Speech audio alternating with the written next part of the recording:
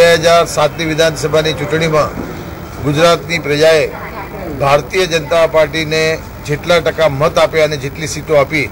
એના કરતાં પણ વધારે 2012માં ભારતીય જનતા પાર્ટીને ટકાવારીની દ્રષ્ટિએ વધુ વોટ મળવાના છે અને 117 કરતાં વધારે સીટો ભારતીય જનતા પાર્ટીની આવવાની છે।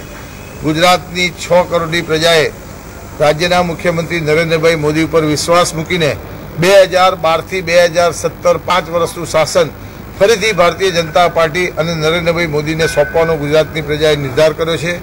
છેલ્લા 15 દિવસથી અનેક જાહેર સભાઓ મારફતે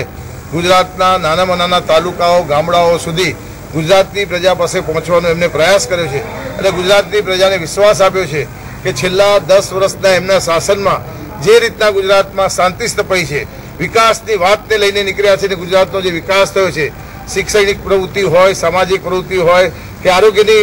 સુવિધાઓની બાબત હોય, તમામ ક્ષેત્રમાં ગુજરાતે જે રીતના વિકાસ કર્યો છે એવો જ વિકાસ આવનારા 5 વર્ષમાં કરવાની એમને ખાતરી આપી છે અને ગુજરાતની પ્રજાએ એમના ઉપર ભરોસો મૂકી અને પહેલા ફેઝમાં પણ ખૂબ જ મોટી ટકાવારીમાં મોટી સંખ્યામાં મતદારોએ મતદાન કર્યું છે। એમ આજે પણ બાકીની સીટો ઉપર જે મતદાન છે એમાં પણ ગુજરાતની પ્રજા સારામાં સારું મતદાન કરશે અને વધુને વધુ ભારતીય જનતા પાર્ટીની તરફેણમાં મતદાન કરશે।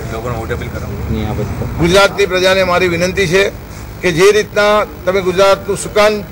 નરેન્દ્રભાઈ મોદીને ભૂતકાળમાં સોંપ્યું હતું એ જ રીતના આવનારા 5 વર્ષ માટે પણ ફરીથી આપણે સૌ ભેગા થઈ ગુજરાતનું સુકાન નરેન્દ્રભાઈને સોંપીએ અને જે એમને વિશ્વાસ ગુજરાતની પ્રજાને પાયો છે કે ગુજરાતમાં શાંતિ રહેશે, સુલેહનું વાતાવરણ રહેશે, ગુજરાતમાં વિકાસ સિવાય બીજી કોઈ વાત નહીં આવે। એ વિદ્યાર્થીઓના નોકરીઓના પ્રશ્નો હોય, આરોગ્યની સુવિધા હોય, શિક્ષણની પ્રવૃત્તિ હોય, આ તમામ ક્ષેત્રે ગુજરાતમાં જે રીતના એમના સમયમાં વિકાસ થયો, જે વિકાસ વધતો જશે તો ગુજરાતની પ્રજાને વિનંતી કે આવનારા 5 વર્ષ માટે ફરીથી ગુજરાતમાં ભારતીય જનતા પાર્ટી અને નરેન્દ્રભાઈ મોદીની સરકાર બને એ દિશામાં મતદાન કરવા હું વિનંતી કરું છું।